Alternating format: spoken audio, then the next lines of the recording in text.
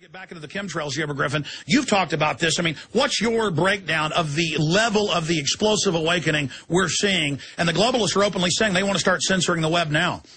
Well, I think you've pretty well covered it. It is explosive. It's exponential.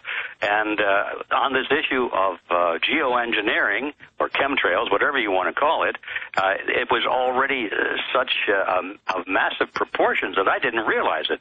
I thought, from my personal experience, that we'd have a hard row to hoe there in the beginning, getting people interested in it.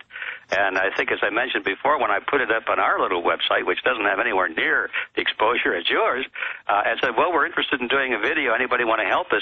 Why, we were inundated with responses, immediate responses. I mean, within 2 days, we had this whole thing done from all over the world. People were, contacting us from all of the, basically, the NATO countries where they have all the spraying going on. So, yeah, it started off with such an explosion that I couldn't believe it, and it's gotten even more so. I got a phone call just before the show here from a fellow in Toronto. There's a bookstore there. He says, we want to do a screening. Is that okay? I said, okay, of course it's okay. We're delighted. And so people are just volunteering to do the kinds of things that in the past we used to have to promote, We'd have to go out and say, will you do this and will you do that? And we want to promote this. And now they're coming to us and saying, how can we help? So we've really touched a nerve here. And I think you're right, Alex. If you want to go on the road or put something to show just for the media purposes, just show the massiveness of this movement, I think it probably would work out exactly as you said. It's incredible. We're going to come back and get into human experimentation just to show, they don't care if aluminum hurts you. They don't care. This is part of their larger plan. They call it killing more than two birds with one stone. Don't forget, we're making this search term #1 today, you the listeners, and it is huge explosions. That will lead them to the new videos released by NIST of firefighters saying bombs in the buildings. Here's the headline from prisonplanet.com. Obama administration pressures ISP to censor websites because they haven't been able to pass their Cybersecurity Act where everything's wired through the federal government. It's already wired. They just want to be able to officially do it. We've got this article from Mainstream News, is what Paul Watson sources, and they say, we want to just be able, and in fact, you saw Lieberman say this last year, he wants his office to be able to tell YouTube when to take something down. There's no judge, there's no jury, there's no free speech. Everything's censored by Herr Lieberman. And that's the scary thing here, G. Edward Griffin, before we get back into chemtrails in your new film, is that we are exponentially growing. We're going to win. We can see the end of the finish line. We're actually ahead of the globalists. They're trying to come out in the open, intimidate us, tell us to shut up, make us think that they're invincible. The Borg can't be stopped. You will be assimilated, and resistance is futile. But they are really putting up trial balloons and promoting it in Europe as well to really start censoring people. Well, there's no question about that. They've been talking about that for decades, haven't they? I remember when the Internet first became a reality, a lot of my friends, some of whom are pretty well known, would say, don't worry about it. We've won because they can't censor the Internet. It's just physically impossible. I said, are you kidding? They can do whatever they want. These guys run the governments of the world, and they have the police power. They can intervene in some way. Oh, no, you're wrong, Ed. The Internet is different. Well, anyway, we've seen it all change, and now, yeah, they've got the technology. They can throw the switches. They can pass the laws and make anybody that doesn't comply guilty of some kind of a heinous crime, and away they go. But that's the bad side. The good side is that the movement of awareness that we're discussing is growing in exponential fashion. And there comes a point, I don't know where it is, but there's a tipping point where they just can't get away with it anymore without some kind of massive negative reaction that shows up in the political arena. That's why they're planning to, I think they're planning to have some kind of a major crisis event so as to distract from all that and regain that momentum in favor of let's have more security, let's have more police action here to protect us from this dreaded enemy. Could be a terrorist attack, it could be a biological attack. God only knows what they might dream up. Global warming, global economic collapse, global poverty, they've always got a solution. Give the central banking families and the royalty the power to set up a private world government that sets all the rules and levies taxes. Yeah, and that's all for our good, you see. And just like this global warming theme, they're not doing that to control the population or to make money or increase their political power. They're doing it for us. They're doing it to save our planet, to improve crops and all of that nonsense that they dream up. And unfortunately, many people believe it because they want to believe it, They're in love with authority. They're in love with licking boots. I guess they don't feel good about themselves. Briefly, before we go to break and get back into the chemtrails and human experimentation and your discoveries on aluminum and the patents and all the rest of it with this aerosol program that's now starting to come out of the shadows into the open because we've been exposing it. But briefly, dealing with 9/11, we've seen all these new terror alerts ahead of the election. Are you concerned about false flag events? I'm very concerned about that, Alex, because, anybody that's been following this movement for any amount of time knows that that's one of the most powerful cards they have up their sleeve. When it used to be that when totalitarian leaders were getting in trouble and losing support at home, they would start a war. That was the traditional time-tested method of bringing the population back under the control of the ruler. But now it's a little refinement on that. It's not just a war, but it's a war that's triggered by some kind of a false flag event so that the people are angry.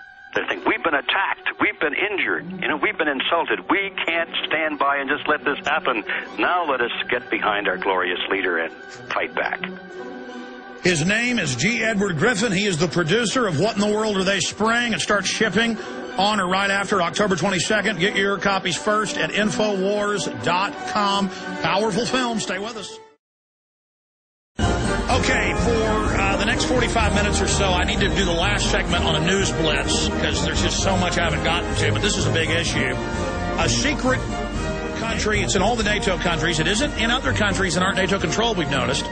The Anglo-American establishment nations, huge aerosol spraying weather modification program, but that's only one part of it. And now they're coming out with more and more of it. In fact, did you guys find Aaron's big blue folder with all the documentation? Well, let's call him and get him up here. I know he worked till about midnight last night because I meant to have that today. I'll have to run back and get in his file cabinets during the break because I want to show you just some of the patents and the admissions. We'll also take a few calls before they leave us on chemtrails specifically, 1-800-259-9231. But Michael J. Murphy, again, is a journalist and filmmaker, and he's produced this film, What in the World Are They Spraying?, available at Infowars.com with G. Edward Griffin.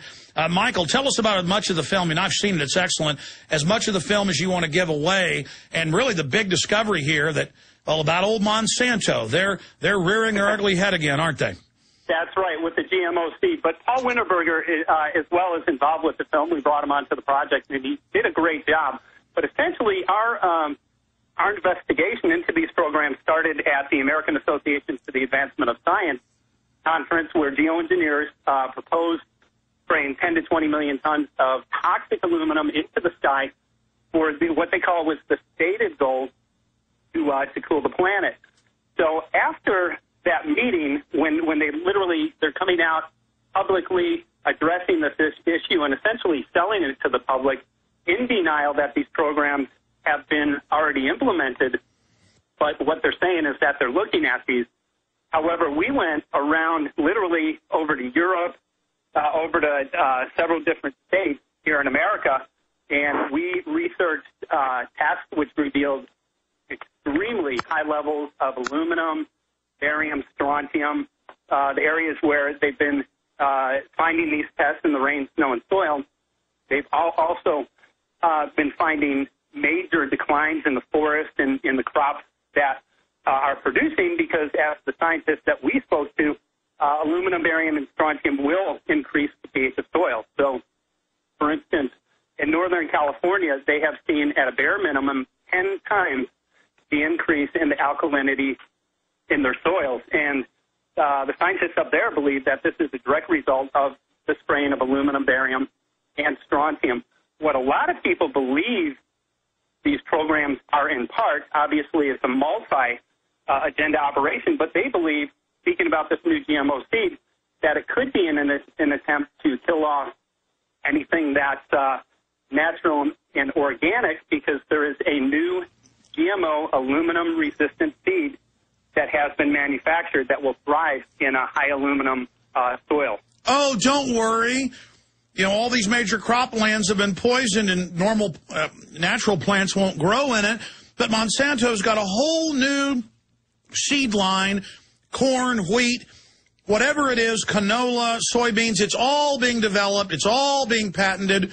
We've got stuff that'll grow when nothing else will. Oh, you notice your trees all over central Texas are dying. Oh, on the California coast they're dying. And arborists and plant experts are testing it and saying it's aluminum, and they're dying in Hawaii.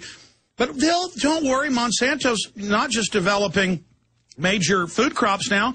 They're coming out with GMO palm trees. They're going to come out with the tea tree oil. They've got it all for you. Isn't that sweet of them? Very true, and that's a concern for many of us. And we also filmed for a week on a remote part of the island in Maui, Hawaii, and I know that you saw the film, Alex, but for a week, Paul and I stayed on this little organic farm, and we ate off of the land. You know, we'd go out and pick our lunch literally off of the trees and make food. And a growing concern on that part of the island is, you know, I really admire the way that people there live, because they were free. They didn't have to exchange money to eat. Oh, well, S510 would end that, because you're not allowed to even grow and eat your own food under that. And that's just one part of it. Yeah, and that's very scary to many of us who are aware of that. But they're concerned that not only with the new legislation, this might be an attempt just to kill off anything that's on their land. And, you know, I couldn't help but to look forward and say, what is this going to be like in 10 years? Are the people that live here going to have to go to a corporation for a corporate seed? And what are the requirements for that? Will they have to get licensed? Will they have to pass certain exams? What will be the taxes? And we know the honeybees are dying all over the Western world in NATO countries mainly. We know that a lot of crops are having trouble. You guys interviewed scientists and others who would go into streams and, you know, talk about how just 10 years ago it was full of, you know, all sorts of life, but now it's dead. And what do they find? Loving aluminum. Yes, and in major quantities. And, you know, I'd like to bring to light a test which was taken on Mount Shasta.